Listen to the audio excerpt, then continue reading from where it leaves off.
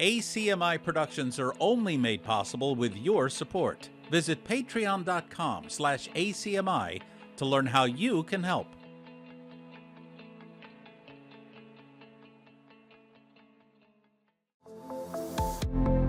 The following program is brought to you by Arlington Community Media, where we tell your story.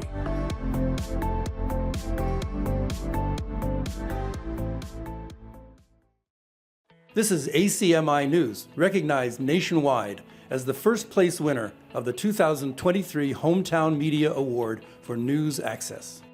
From McLennan Park to Spy Pond, from Poets Corner to the Mystic River, we have Arlington covered, giving you stories that count from people who care.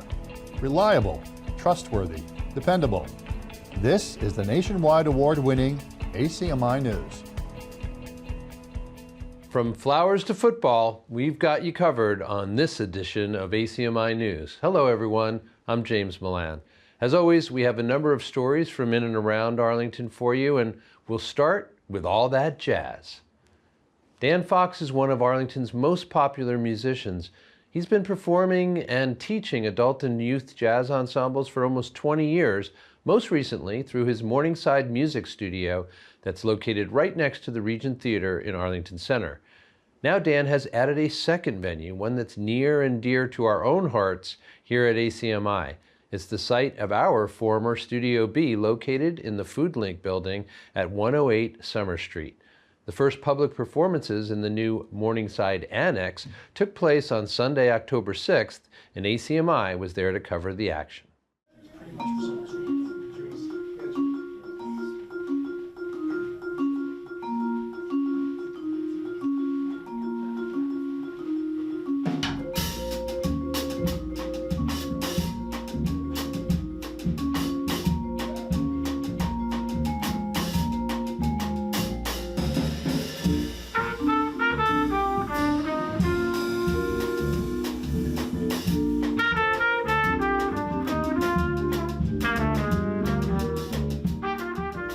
Pros took the stage first, starting with an all-star house band comprised of Jeff Stout on trumpet, Rich Greenblatt on vibes, bassist Justin Meyer, and Dan himself manning the drums.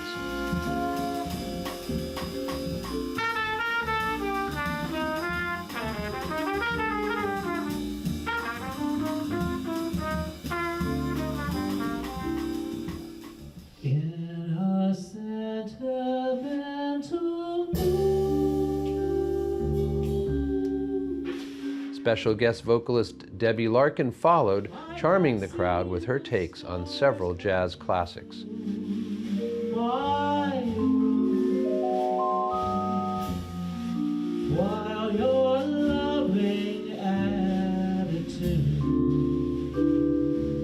And then it was time for students to step into the spotlight, giving us a glimpse of the young talent Morningside is cultivating and a sense of the treats to come from Arlington's newest music venue.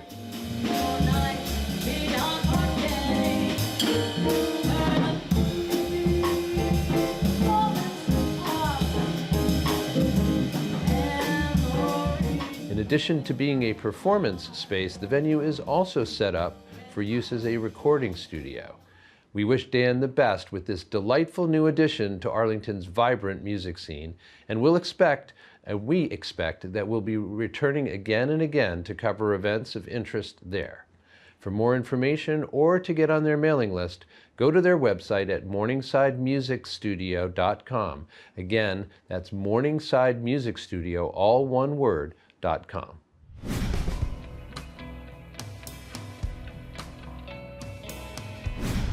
And from cultivating musical talent, we move to cultivating, well, flowers. In this case, daffodils. Lots of daffodils. It's an ambitious beautification project from Arlington's Chamber of Commerce, and for a very good reason. We talked to the Chamber's director, Beth Locke, to get all the deets on the daffs. So the project is called Arlington Blooms 2025.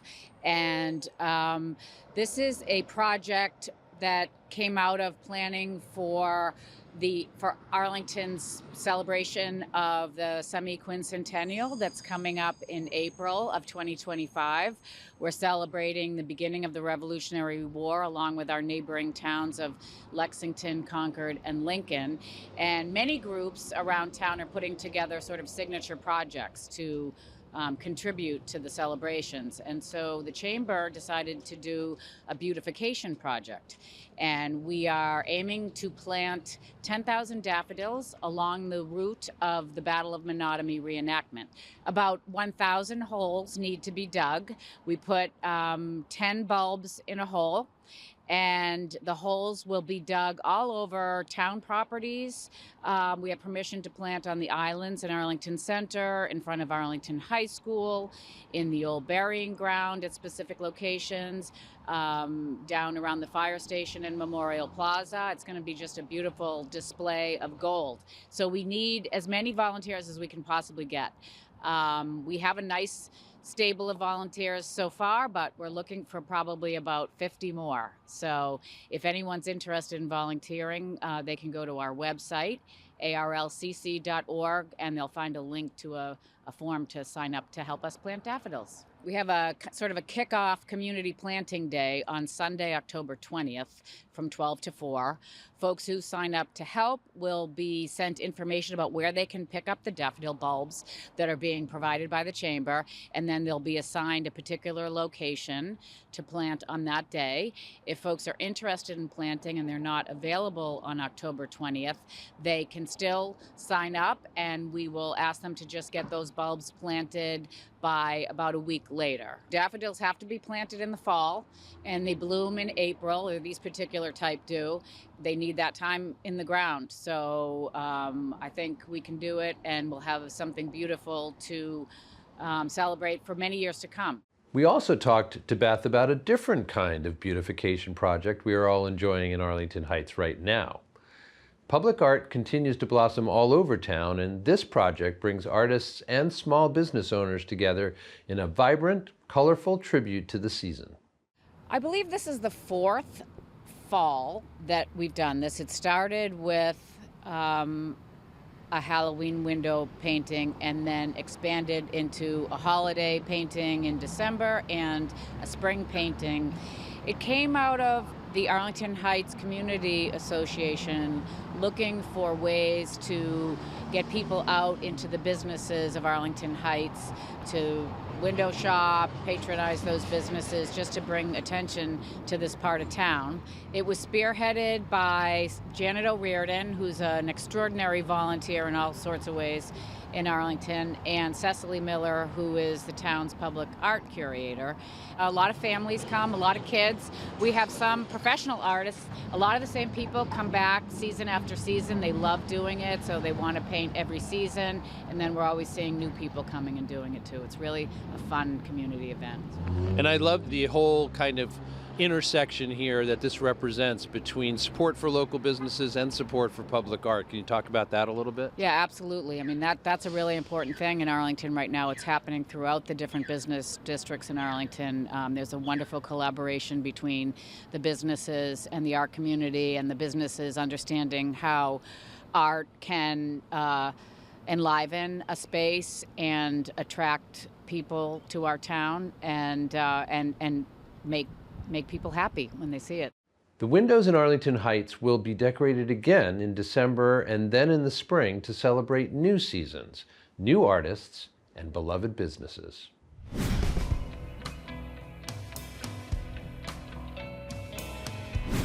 Our friends at the Old Schwam Mill also got into the swing of things this season by hosting a very popular Oktoberfest celebration on Saturday, October 5th.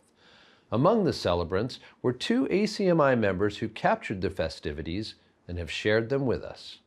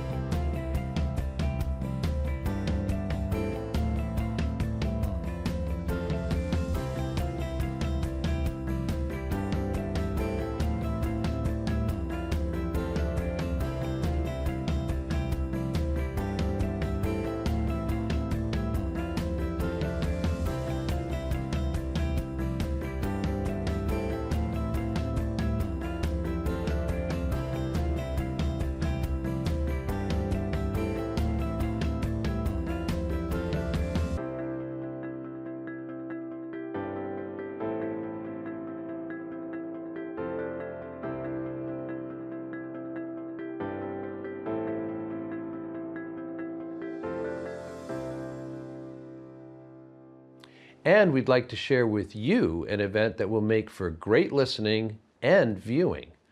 Armenian Vistas is an event that will take place at the Armenian Cultural Foundation at its gorgeous lakeside location on Sunday, October 20th. It will feature works for cello and piano from a celebrated slate of Armenian composers, including Arlington's own Alan Hovhaness, one of the most important American composers of the 20th century. It promises to be an exquisite blend of musical and visual delights.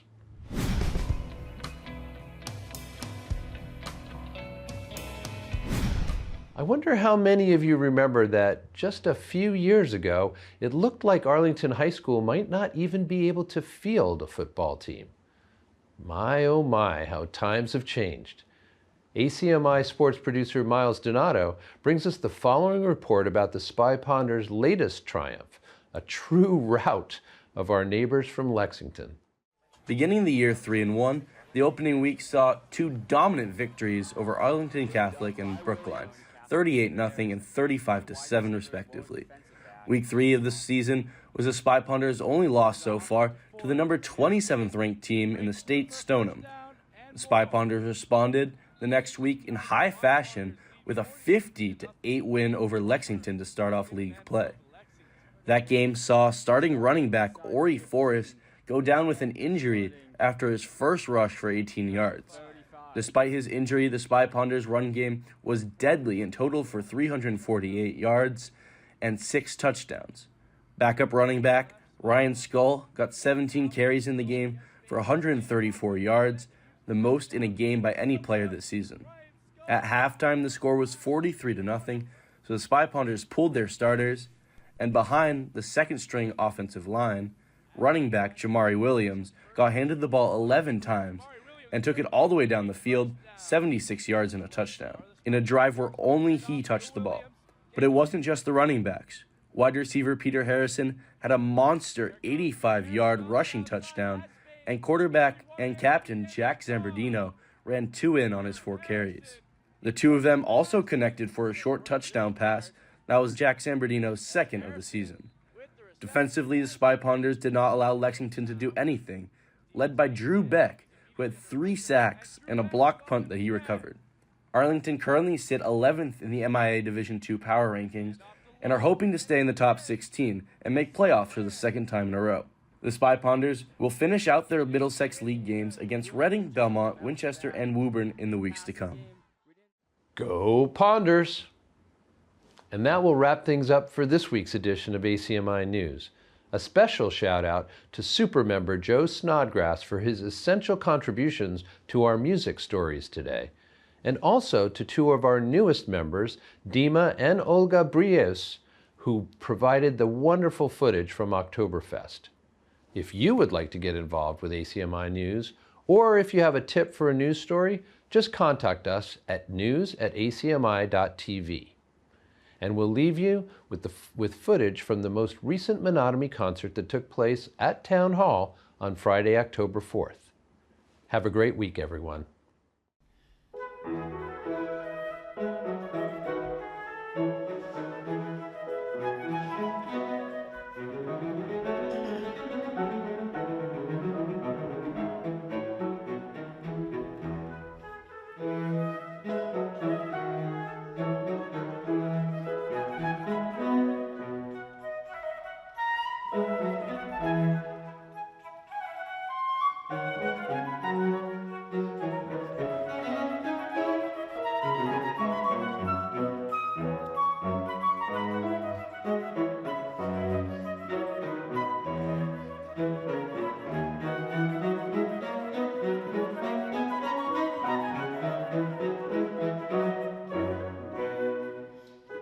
You can always check out our latest segments and newscasts on the web at acmi.tv/news.